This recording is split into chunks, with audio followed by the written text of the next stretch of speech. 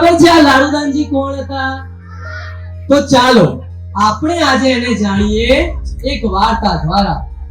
આ લાડુદાનજી શ્રીજી મહારાજના સમયના એકદમ સુપ્રસિદ્ધ અને શ્રેષ્ઠ કવિ હતા અને એમની બુદ્ધિ પણ એટલી જોરદાર. હવે જેવું એમનું નામ ને, કેવું નામ છે? લાડુદાનજી. તો એમનો આકાર પણ કેવો? ગોળ મટોળ લાડવા જેવો. કેવો આકાર? બરાબર, એમનો આકાર પણ એવો ગોળ મટોળ લાડવા જેવો. હવે આ લાડુદાનજીની યાદ શક્તિ એટલી જોરદાર ને કે કોઈને સારું નૃત્ય આવડે તો કોઈ સારો અભિનય કરી શકે, પછી કોઈ સારું લખી શકે, તો કોઈ સારો વક્તા હોય, કોઈ સારું ગીત ગાઈ શકે, તો કોઈ સારા વાદ્યયંત્રો વગાડી શકે. હવે આ બધી જ કળાઓ જો એક જ વ્યક્તિમાં હોય તો એ આપણા લાડુદાનજી. આવી ફક્ત 6 કળાઓ નહીં પણ 24 કળાઓમાં એમનો પહેલો નંબર આવે. કયો નંબર આવે? પહેલો. હવે એટલા જોરદાર અને આટલી બધી જ કળાઓ આવડે, સાથે સાથે તેઓની બુદ્ધિ પણ એકદમ જોરદાર. A1. એમને કોઈ પણ શાસ્ત્રમાંથી ગમે તેવો સવાલ પૂછવામાં આવે કે બધા જ સવાલના કેવા જવાબ આપે? ગાળી ફૂટે એવી રીતે. હવે 100 માણસોને તમે લાઈનસર ઊભા કરો ને, ચલો તમે બધા જ બાળકો છો અને બધા જ બાળકો કોઈ શાસ્ત્રમાંથી એક સવાલ પૂછે લાડુદાનજીને, એ બી લાઈનસર, તો લાડુદાનજી બધા સવાલો પહેલા શું કરે? યાદ રાખે. યાદ રાખીને પછી એ બધા જ સવાલોના સળંગ કેવી રીતે, આમ ગાડી કેવી રીતે ફટાફટ ફૂટે ને એવી રીતે જવાબ આપે. હવે આ લાડુદાનજી એકવાર પહોંચ્યા વજેસી બાપુના દરબારમાં. ભાવનગરમાં રાજ દરબારમાં વજેસી બાપુ બિરાજમાન હતા અને ત્યાં આગળ લાડુદાનજી પહોંચીને પોતાનું કાવ્ય રજૂ કરતા કહે છે: ચડે અષાઢી વાદળ કાળા દુવાળા અંબરે સો બદસો ઉતરાતી માથે ઉતર્યા દરા તો જીકોએ મોરલા માથે વાહરી મંડળ જડીએ કદારા મે ગયા દ મંડણા આપા ઇન્દ્રિય પડે તારા પાણી વાળા હાથી જુંડ વાળા કાળા મંડણા નીલો નગવાળા તકે કાળા નદી નાળા ફાડી ના કાળા માથે જડા દડા ફેલિયા ટોળ. બાળ મિત્રો, આ કાવ્યની રજૂઆત થતા જ જે વજેસી બાપુ હતા પોતાની જગ્યાએ ઊભા થઈને એકદમ ભાવુક થઈ ગયા અને બોલે છે કે વાહ કવિરાજ વાહ, શું તમે કાવ્યની રજૂઆત કરી અને મારા દરબારને તમે શોભાવ્યું છે. અને ત્યાં આગળ જ રાજા બોલાવે છે. કોને? રાજસોનીને. અને શું કહે છે ખબર છે? કે રાજસોની લઈ લેવા લાડુદાનજીના અંગે અંગનું માપ, માથે મુગટ, ગળામાં હાર, કેરે કંદોરો, હાથ પર બાજુબંધ અને પગમાં સાંકડા. આજે તો આ લાડુદાનજીને સોનેથી મઢવાના છે. હવે રાજાએ સોનેથી મઢવાનો આદેશ કર્યો એટલે સોની મહાજન વજેસી બાપુના આદેશથી લાડુદાનજીનું માપ લેવા પહોંચ્યા. હવે જેવા લાડુદાનજી ની તરફ આજે સોની આવે છે અને જેવું એમનું માપ લે છે કે તરત જ એમની નજર પડી સોની મહાજનના કપાળ ઉપર. ક્યાં આગળ પડી? કપાળ ઉપર. અને આ કપાળ ઉપર તિલક ચાંદલો કર્યો હતો. તો સોની મહાજને કીધું કે તમે આ કપાળ ઉપર બે પાંખડા વાળું તિલક અને આ વચ્ચે લાલ ચાંદલો શેનો કર્યો છે? તો એ સોની મહાજને ઉત્તર આપતા કહ્યું કે આ તો હું સ્વામિનારાયણ ભગવાનનો આશ્રિત છું અને એમનો શિષ્ય છું એટલે મેં આ તિલક ચાંદલો કર્યો છે.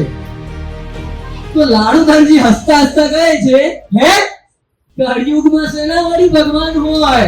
ત્યાં તો વજેસી બાપુ પણ બોલ્યા કે એમ સાચું કહું તો મને પણ આ બધું ધતિંગ જેવું લાગે છે. હવે આવું સાંભળ્યું કે લાડુદાનજી બોલ્યા, એમ તો હમણાં જ જાઉં છું ગઢડા અને એના બધા ધતિંગ ઉગાડા ના પાડી દઉં તો મારું નામ પણ લાડુદાન નહીં. હવે લાડુદાનજી યુવાન હતા, એમનું માન અને સન્માન હતું, કળા કૌશલ્યના શિખરે હતા, તો પછી અભિમાન કેમ ના હોય? આટલું બધું આવડે તો અભિમાન પણ માથે ચડ્યું. હવે આટલા અભિમાન સાથે તેઓ તો ચડ્યા ઘોડા ઉપર અને તબડક કરીને ઉપડ્યા ગઢડા જવા. હવે જેમ ગઢડા તરફ આગળ વધતા જાય એમ એમને મનમાં વિચિત્ર પ્રકારના અલગ અલગ વિચારો આવવા લાગ્યા. કારણ કે બાળ મિત્રો, મન તો કેવું છે, માકડા જેવું છે. કેટલાકને મન રમાડે છે તો કેટલાક મનને રમાડે છે. તો હવે બધાએ તમારે મારી સાથે બોલવાનું છે.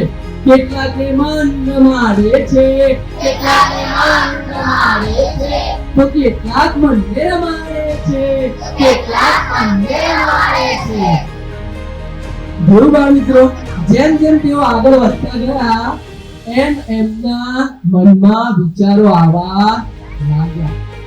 હવે બાળ મિત્રો, એમનાથી અભિમાનમાં બોલાય તો ગયું કે આના બધા ધતિંગ ઉઘાડા પાડી દઉં.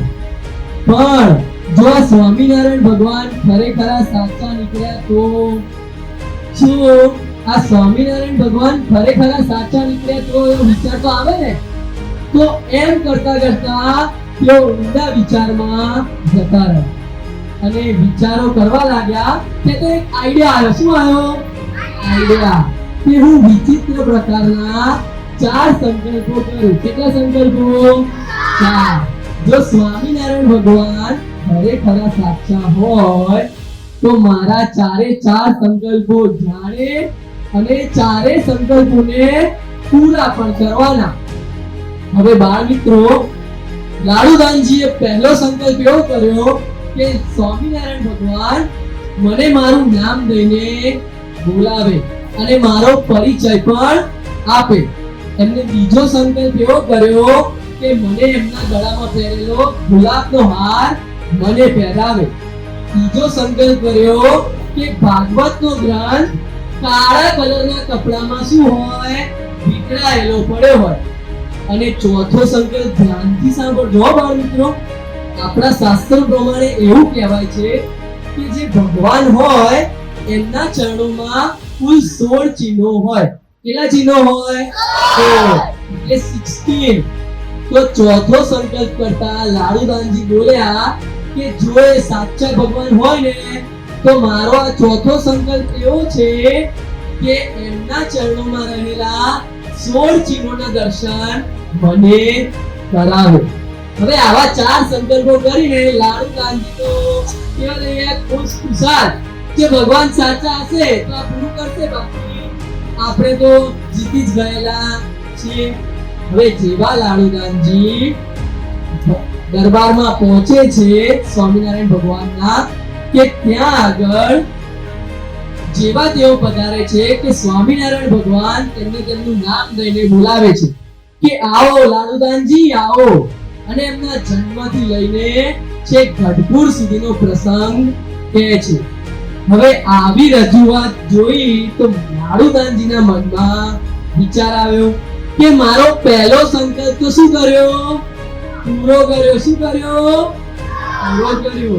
પણ બીજા, ત્રીજા અને ચોથાનું શું? એટલામાં જ સ્વામિનારાયણ ભગવાન લાડુદાનજીને પોતાની પાસે બોલાવે છે કે લાડુદાનજી થોડા આગળ આવો અને મને અહીંયા આગળ આવીને તમને હાર પહેરાવા દો. અને આમ બીજો સંકલ્પ પૂરો થયો.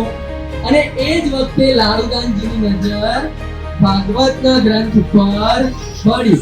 અને એ ગ્રંથ કયા કલરના કપડામાં વીંટળાયેલો હતો? બધાને યાદ છે? સરસ. કાળા કલરના કપડામાં એ ગ્રંથ વીંટળાયેલો પડ્યો હતો. આમ પહેલો, બીજો અને ત્રીજો સંકલ્પ પણ શું થયો? પૂરો થયો. અને શ્રીજી મહારાજે પછી તેમને ટેકો દઈને પગ લંબાવીને બંને ચરણોના 16 ચિહ્નોના દર્શન પણ કરાવ્યા. અને આ સંકલ્પ પૂરો થતા જ લાડુદાનજી ભાવુક થઈ ગયા અને બોલ્યા કે આજે હું ધન્ય થઈ ગયો, ધન્ય થઈ ગયો. મને માફ કરજો મહારાજ, મને માફ કરજો. હું તો અહીંયા આવ્યો હતો તમારા ધતિંગ ઉજાડા પાડવા, પણ આજે મારા અંદરના ધતિંગ ખુલ્લા પડી ગયા. અને સ્વામિનારાયણ ભગવાન પ્રગટ છે એવું સાબિત થયું. તો બાળ મિત્રો, જોયું તમે કે સ્વામિનારાયણ ભગવાને દરેક સંકલ્પો જાણ્યા અને એને શું કર્યા? પૂરા પણ કર્યા. એવી જ રીતે સ્વામિનારાયણ ભગવાનના રૂપે પ્રગટ એવા મહંત સ્વામી મહારાજ પણ આપણી વચ્ચે ઉપસ્થિત છે. તો એ પણ આપણી સૌની પ્રાર્થનાઓ સાંભળે છે અને આપણા દરેક સંકલ્પો પૂરા પણ કરે છે. તો બોલો પ્રગટ એવા સ્વામિનારાયણ ભગવાનની જય!